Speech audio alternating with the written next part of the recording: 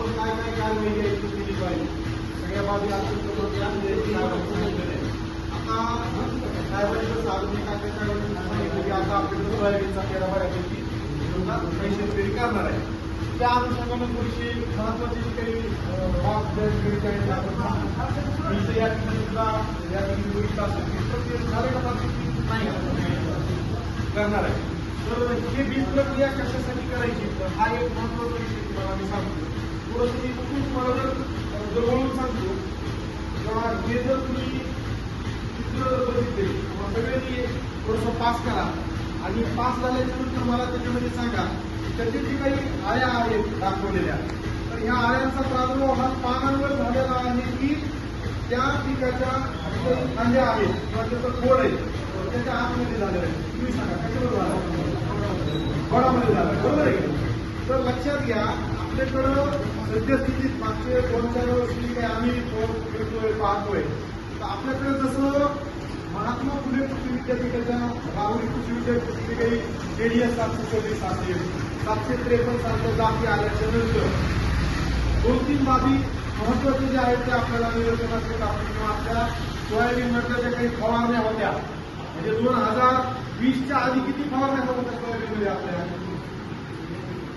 किती होत होत्या सोयाबीनमध्ये फवारण्या जास्तीत जास्त हायेस्ट 3 होत आणि आता किती व्हायला म्हणजे शेवटी अचानक सगळं पिवळं पडायलंय त्याच्यासाठी तुला फवारले म्हणजे फवारले आपलं म्हणजे 5-5 फवारण्या या ठिकाणी आपल्या कशाच्या व्हायला होता सोयाबीन पिकाच्या ज्या आहेत या ठिकाणी हे का परिस्थिती निर्माण झालेली आहे. तर या ठिकाणी ज्या काही आपण जाती ज्या काही निवडलेल्या आहेत त्या जाती निश्चित 100% आपल्याला उत्पादनासाठी खूप चांगल्या आहेत परंतु आपल्याला पुढे काय करायचंय ऊसाची लागवड करायची तारीख लवकर गेली पाहिजे आणि तारीख लवकर लागली नाही आपली ऊसाची रोज लागवडीची किंवा ऊस लागवडीची तर मग ऊसाला 13, 14, 15, 16 महिने सुद्धा लागलेले पाहिजे आहे की नाही. त्याच्यामुळे आपली गडबड असते मग आपण गडबडीने काय करतोय कधी कधी आपल्याकडे सुद्धा काही शेतकरी केले की आत्ताच म्हणजे ह्याच आठवड्यामध्ये सरीवर तयार करून पद्धतीनं सोयाबीनची लागवड करणे या ठिकाणी ठिबक सिंचनाचा अवलंब करणे. पण या ठिकाणी पहिलंय काय आसपासच्या कुठल्याच परिसरामध्ये सोयाबीन नाही आणि आपल्या शेतामध्ये सोयाबीन आहे. अशा परिस्थितीमध्ये रसशोषक पीडितचा प्रादुर्भाव प्रचंड प्रमाणामध्ये वाढला. दुसरं भुसभुशीत हे पीक असल्या कारणानं आणि शक्यतो बीज प्रक्रिया कृषी विभाग सतत सांगतोय की तुम्ही करा पण आपल्याकडे त्याचा समजा काही अडचणी समजा शेतकरी ऐन टायमाला जे आहे ते पेरणीला निघाला की कीटकनाशक भेटलं नाही तर आपण ती करत नाही. अशा विपरीत परिस्थितीमध्ये किंवा त्या ठिकाणी आपण जे आहे ते बीज प्रक्रिया बंद केल्यामुळं सोयाबीनचे जे काही पहिले 18 दिवस आहेत तर त्या ह्याच्यामध्ये जे आहे ते मेजर आता जे काही तुम्हाला फोटोचं दिलेलं आहे ना तर त्याच्यातलं सगळ्यात महत्वाचं खोड माशीचा प्रादुर्भाव त्या ठिकाणी आणि ही खोड माशी एकदा त्या ठिकाणी जिनं ते वरचा भाग कट करून आतमध्ये शिरली तर तुम्हाला त्या ठिकाणी प्रादुर्भाव झाल्याचं लक्षात येत नाही. आपलं सोयाबीन वाढतंय फुलं लागतात शेंगा लागतात आणि शेवटच्या टप्प्यामध्ये अक्षरशः काय होतंय अचानक सोयाबीनची झाडं वाढायला सुरू होतात किंवा सोयाबीनच्या शेंगा पोचत होतात. तुम्ही भारीच्या फवारणी केलं तरी त्या ठिकाणी नियंत्रण येत नाही. त्याचं कारण हे आहे जसं आपल्या शरीरामध्ये काय रक्त वहन व्हायलेलं आहे आपल्या इथं धान्य शिर आहेत ना आपल्या शरीरामध्ये तसंच ह्या पिकामध्ये सुद्धा काय आहे झायलम आणि फ्लोएम आहे जे पाणी आणि अन्नवहनाचं काम करत असते. हे सगळं जे आहे ते खाऊन कोण टाकतंय तर ती खोड माशीची भारी अवस्था खाऊन टाकते आणि म्हणून खालून जे काही अन्न द्रव्य येणार आहे आणि लक्षात घ्या मुळांच्या द्वारे 60 ते 80% जे आहे ते त्या ठिकाणी जे आहे ते अन्न जे आहे ते ग्रहण केलं जातं वनस्पतीचं पानाद्वारे फक्त हार्डली 25 ते 30% जे आहे ते अन्न शोषण त्या ठिकाणी जे आहे ते आपण फळांची करतोय ते त्या ठिकाणी होतोय. आणि म्हणून महत्वाचं जर काही विषय असेल तर आपले काय आहे मुळं आणि त्या मुळांच्या द्वारे येणारं झायलं मिळेल ही तारी त्या ठिकाणी खाते आणि त्या ठिकाणी जे आहे ते आपण आणि म्हणून सर्व शेतकऱ्यांनी एक लक्षात घ्या त्याच्यातला हायमेट्रॉल नावाचा जो काही घटक आहे तो आंतरप्रवाही काय आहे कीटकनाशक आहे. बरेच शेतकरी काय करतात थोडंसं कीटकनाशक महाग आहे त्याच्यामुळं ते करायचं काय त्या ठिकाणी तुम्ही प्लेन थायामिथॉक्झम जरी घेतलं तर ते अत्यंत स्वस्त आणि मस्त पर्याय आहे. पण आता आपल्याकडे काय झालेलं आहे, काही माल प्रॅक्टिसेस आपल्याकडे झाल्या. कोणत्या? उन्हाळी सोयाबीन आपण केलं. या उन्हाळी सोयाबीन मध्ये प्रचंड मोठ्या प्रमाणामध्ये आपल्याकडे काय झालं, चारकोल रॉट नावाचा खडखड्या नावाचा जो आहे तो हा बुरशीजन्य रोग वाढायला चालू झाला. आणि त्याच्यामुळे तुमचं सोयाबीन अचानक काही पिवळं पडतंय ना, सगळे पानं पिवळे पडले. आपण म्हणतो त्याला काय आला, पिवळा माझ्या काढा. तो पिवळा माझ्या देईना गेलाय. तो चारकोल रॉट नावाचा जो आहे तो बुरशीजन्य रोग आहे आणि त्याच्यामुळे आपल्या सोयाबीन पिकाचं नुकसान होईल. त्याला जर आपल्याला कंट्रोलमध्ये ठेवायचं असेल तर त्या ठिकाणी आंतरप्रवाही बुरशीनाशकाची सुद्धा आपल्याला वीज प्रक्रिया करायची आहे. आणि म्हणून हे ट्रिपल कॉम्बिनेशन तुम्ही ह्याच कंपनीचं घ्या असं नाही, तुम्ही कुठल्याही कंपनीचं घ्या, पण त्याच्यामध्ये महत्वाचा घटक जो आहे तो थायामिथॉक्झम आणि दुसरे दोन घटक जे आहेत ते अझाथिस्ट्रोबिन असेल किंवा थायामिथॉक्झम असेल, या पद्धतीने तुम्ही करा. समजा तुम्ही प्लेन जर थायामिथॉक्झम घेतलं तर ह्याच्यासोबत लक्षात घ्या तुम्ही विटावॅक्स पॉवर नावाचं जे काही बुरशीनाशक भेटलंय ज्याच्यामध्ये एक आंतरप्रवाही आहे कार्बोक्सिल आणि थायरॉइड जो आहे तो कॉन्टॅक्ट बुरशीनाशक आहे. तर ते सुद्धा तुम्ही 2 ग्रॅम प्रति 1 किलो बियाणं या प्रमाणे त्या ठिकाणी जे आहे तुम्ही घेऊ शकता. हे झालं सोयाबीनच्या अनुषंगानं.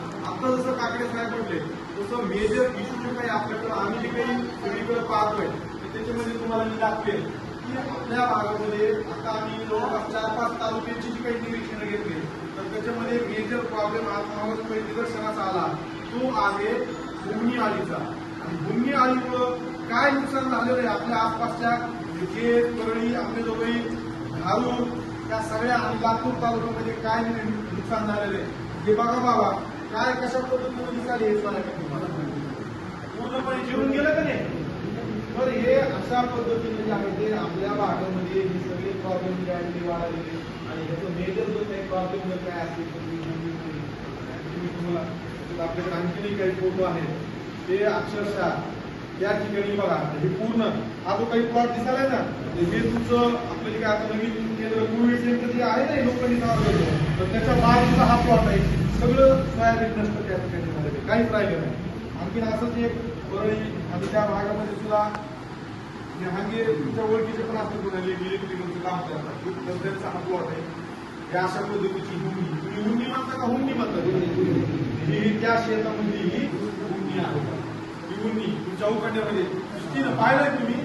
हे महत्वाचा कीटक त्याच्यामुळे आपल्या ऊसाचं सुद्धा नुकसान जे आहे ते आता व्हायला चालू झालेलं आहे. आणि हीच वेळ आहे की ह्याला जे आहे ते आपल्याला काय करायचंय, कंट्रोल करायचंय. पण आता हे जे आहे ना तर हे शेतकरी आता पीक विम्याचा जो काही वाचले तो आमचा वर्गमित्र.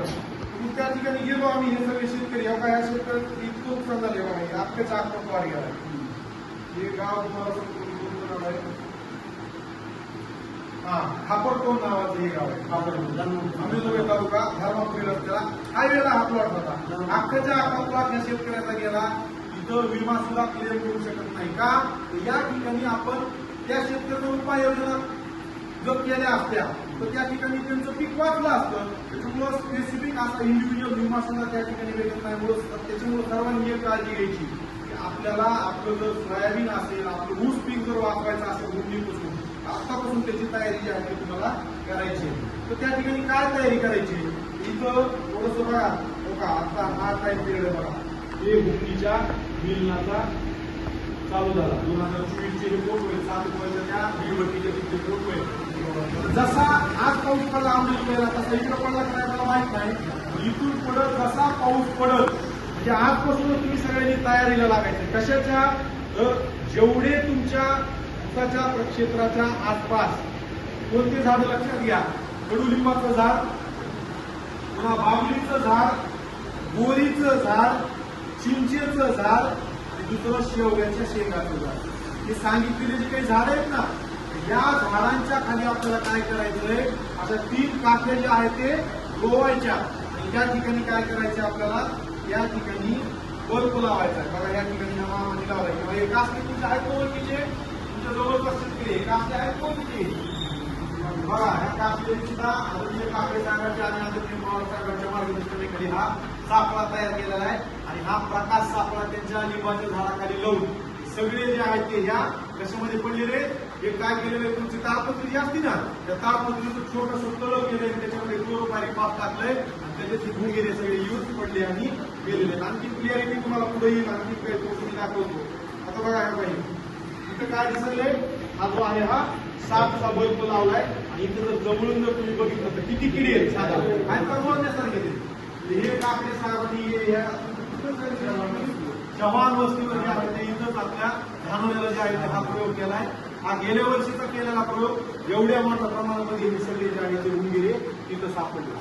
आता हे का करायचं आहे त्या संदर्भात तुम्हाला थोडं तर हे ह्याच्यामध्ये महत्वाचा विषय, ज्यावेळेस आता ह्या भुंकीच्या किड्यांचं मिलन होईल, म्हणजे आपल्या इथे कसं जनावरांचं म्हणजे गाय आणि बैलाचं मिलन झालं की तिथं वास्तव तयार होत आहे, तसंच हे सुद्धा भुंगेरे नर आणि मादी असतात.